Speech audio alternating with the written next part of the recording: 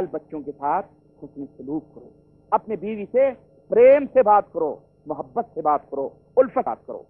اسی طرح اللہ کے رسول صلی اللہ علیہ وسلم کے پاس صحابہ میں سے ایک شخص آئے اور انہوں نے کہا کہ ما حق زوجتی احدنا علی، اے اللہ کے نبی ہماری بیویوں کا ہمارے اوپر کیا حق ہے؟ تو آپ صلی اللہ علیہ وسلم نے فرمایا کہ آپ صلی اللہ علیہ وسلم نے فرمایا کہ ان تطعمها، آپ صلی اللہ علیہ وسلم نے فرمایا ان تطعمها اذا طعمت، جو تم کھاتے ہو وہی اس کو بھی کھلاؤ، جو تم کھاتے ہو وہی اس کو بھی کھلاؤ۔ ہوٹلوں میں بیٹھ کے کری اور مرغیاں دبا لو اور گھر میں بھاجی اور پالک لے جا کے ڈال دو، بیگم اتنی پیسے دے لو پکاؤ کھاؤ، ہاں ہمارے یہاں بھوک نہیں ہے، آپ نے تو مرغیاں دبائی ہیں اور بیگم کو چٹنیوں پہ آپ گزارا دلوا رہے ہو، حرام ہے یہ۔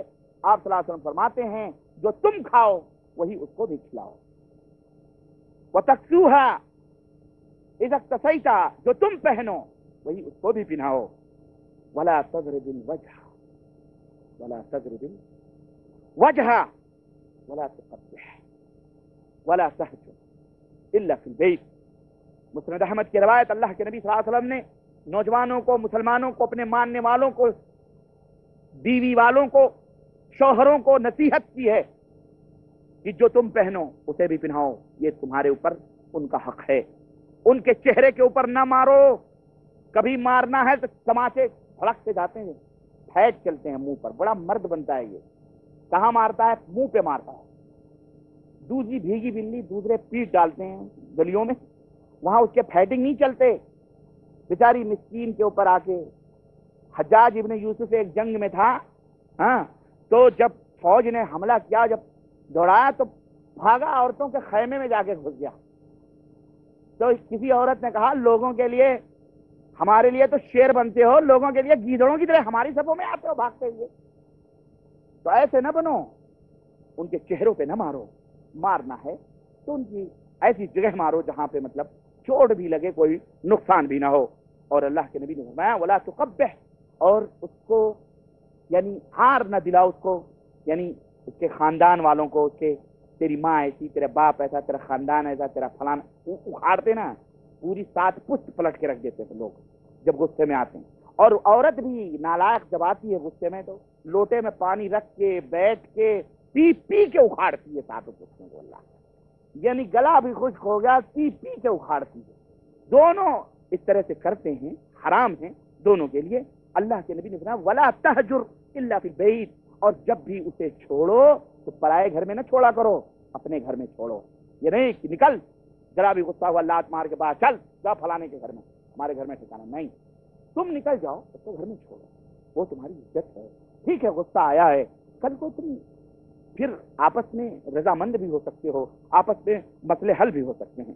اسی طرح سے میرے عزیز، بیوی کے ساتھ ظلم و زیادتی کرنے والے اللہ کے یہاں پوچھے جائیں گے، مگر جو لوگ بیوی کے ساتھ حسن سلوک کرتے ہیں، انصاف سے کام لیتے ہیں اور ان کے ساتھ خیر و بھلائی کرتے ہیں، ذرا پیغمبر اسلام کی یہ خوشخبری سنو۔ اپنی بیویوں، اپنے بال بچوں کے ساتھ بھلائی کرنے والوں، اس خوشخبری کو اپنے پلے باندھ لو، اپنے سینے میں نوٹ کر لو۔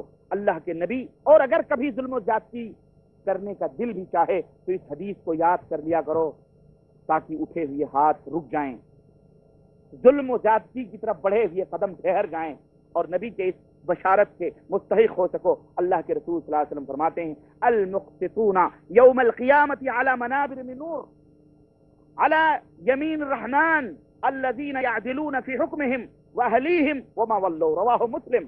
صحیح مسلم کی روایت، اللہ کے نبی صلی اللہ علیہ وسلم فرماتے ہیں کہ جو لوگ انصاف کرتے ہیں، انصاف عدل کرتے ہیں، قیامت کے دن نور کے منبروں پر رب ذوالجلال کے داہنی جانب بیٹھے ہوئے ہیں۔ جو لوگ انصاف کرتے ہیں ان چیزوں میں، اگر وہ حاکم ہیں، بادشاہ ہیں، تو اپنی رعایا کے ساتھ انصاف کرتے ہیں، انہیں بھی داہنی طرف اللہ تبارک و تعالیٰ کے نور کا منبر عطا کیا جائے گا۔ اگر وہ شوہر ہیں تو اپنی بیویوں کے ساتھ انصاف کرتے ہیں، انہیں بھی داہنی طرف اللہ کے نور کا منبر عطا کیا جائے گا۔ اور اگر وہ کسی رعایا، کسی کوئی ذمہ دار ہیں، مدیر بنائے گئے، ہاں مدیر بنائے گئے، ڈائریکٹر بنائے گئے، کچھ بھی بنائے گئے، تو وہ अपनों ही के ऊपर जुल्म करना शुरू करते हैं, उनकी पत्ते काटना, उनके पत्ते काटना, उनके तनख्वाहें काटना, उनके ऐब पकड़ना, पकड़ पकड़ के बड़े बड़े लोगों तक पहुंचाना, कबीलों तक पहुंचाना। यानी जो भी किसी का मालिक बनाया गया, अगर वो इंसाफ नहीं करेगा तो यकीनन उसका जहन्नम होगा, लेकिन अगर वो इंसाफ से काम लेगा तो अल्लाह के दाहिने तरफ अल्लाह ताला उसे नूर का मिंबर अता फरमाएगा। ये हक है। तो अपने बीवियों के ऊपर इंसाफ करोगे तो अल्लाह तबारक तआला क़यामत के दिन नूर का वो मिंबर अता फरमाएगा। मेरे अजीज, इसी तरह से शौहर अगर बखील है, पूरा खर्चा नहीं देता है, तो मेरी माँ बहनों सुन लो, तुम्हारा हक क्या है तुम्हारे शौहरों के ऊपर। अगर बखील है, नहीं देता है, तो बीवी को ये हक हासिल है कि अपनी और अपने बाल बच्चों की जरूरत के मुताबिक अपने शौहर की जायदाद, माल, बैंक, पैसे तिजोरी में से बगैर शौहर की इजाजत के अपना खर्च वो ले सकती है और अपने बाल बच्चों का खर्च ले सकती है। दलील इसकी अल्लाह के रसूल सल्लल्लाहु अलैहि वसल्लम ने फरमाया, एक सहाबी आए, उन्होंने कहा मेरा शौहर बड़ा बखील है, मेरे पैसे नहीं देता, मेरे बाल बच्चों के ऊपर खर्च नहीं करता। आपने फरमाया खुदी मा यक्फीकी व वलदकी बिल मारूफी, रवाहुल बुखारी, बुखारी की रिवायत। आपने फरमाया अपने और अपने बाल बच्चों के लिए जितना तुम्हें जरूरत है भलाई के साथ ले लिया करो, चोरी कर लिया करो, जायज है, चोरी कर लिया करो। ये भी लिखो खतों में, नहीं लिखना लुट जाओगे, अल्लाह की कसम लिखना नहीं, लुट जाओगे। मैं तो समझता हूं लुट गए, एक से एक बहाने करके उड़ाएंगे।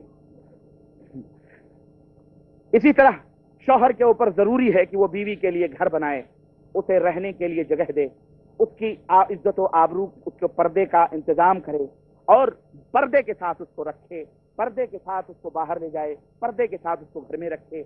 अपने भाइयों से इख्तिलात अपनी बीवी का न करवाए, यानी देवर मना कर दे बालिग भाइयों को कि मेरी बीवी के पास जाना तुम्हारे लिए हराम है।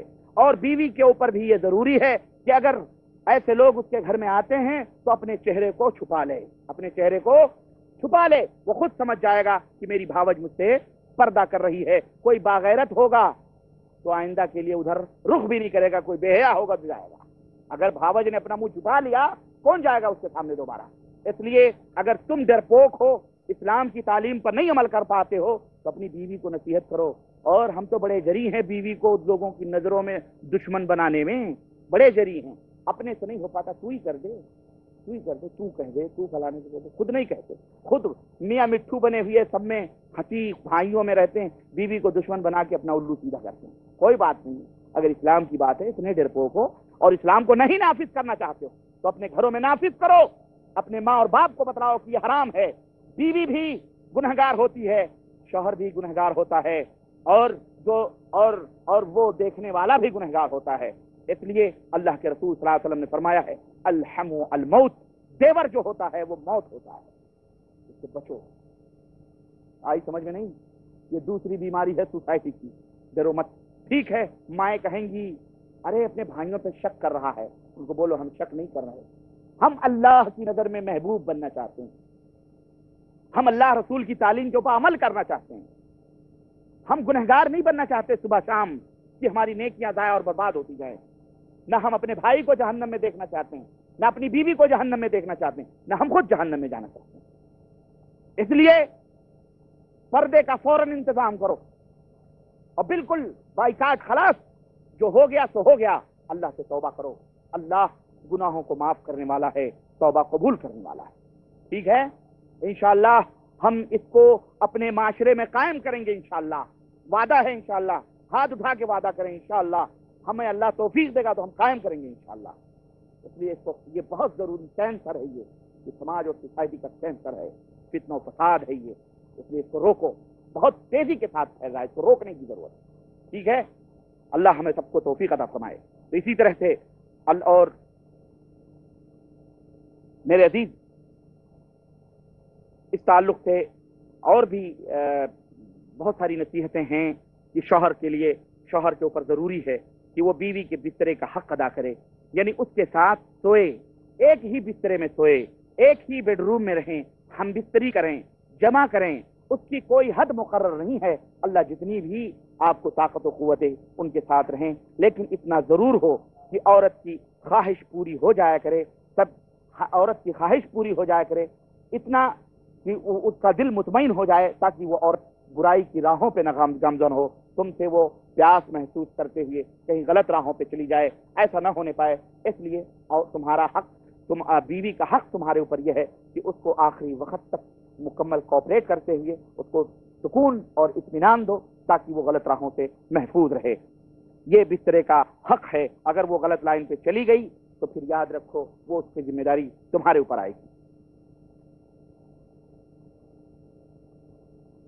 اس کی اہمیت کا اندازہ آپ اس بات سے لگائیں کہ حضرت عمر بن خطاب رضی اللہ تعالیٰ عنہ ایک دفعہ رات کو گشت کر رہے تھے کہ آپ نے ایک آواز سنی، ایک عورت گھر میں بیٹھ کر کچھ اشعار پڑھ رہی تھی۔ اس نے کہا فواللہ لولا اللہ تخشى عواقبہ لزحزح من هذا السری جوانبہ، اگر اللہ کا ڈر نہ ہوتا، اگر اللہ کا خوف نہ ہوتا تو آج چارپائی کے چاروں کونے اللہ کی قسم ہلتے، یعنی میں برائی میں ملوث ہوتی۔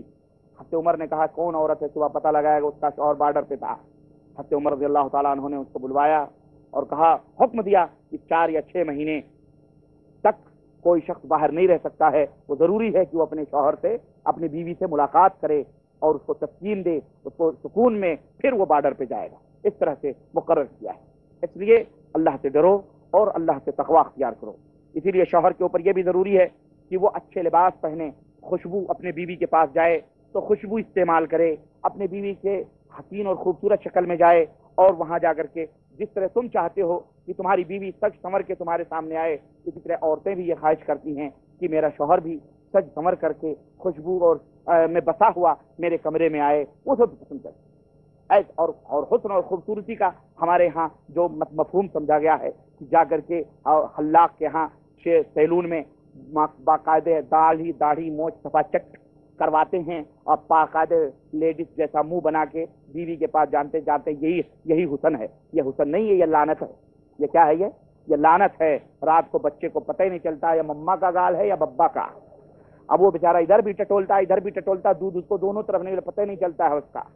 مرد بنو مرد، ہجڑے زنخوں کی شکلیں نہ بناؤ۔ ایک جانور بھی معلوم ہے، مرغا جس کو چوٹیاں ہوتی ہیں، مرغیوں کے بیچ میں کیسا فخر سے چلتا ہے، سینہ تان کے ہیں، باقاعدہ پھڑپھڑاتا ہے، مرغیاں اس کے چاروں طرف کوکو کرتی رہتی ہیں۔ ایسے ہی یہ مردوں کی ہے، مردوں کی نشانی ہے، داڑھی موچ صفا چٹ، پتہ ہی نہیں چلا کہاں کیا ہے کہاں کیا ہے۔ حرام ہے اللہ کی قسم، تم اللہ کے نبی سے زیادہ حسین اور خوبصورت نہیں ہو سکتے۔ ہمارے حبیب جناب محمد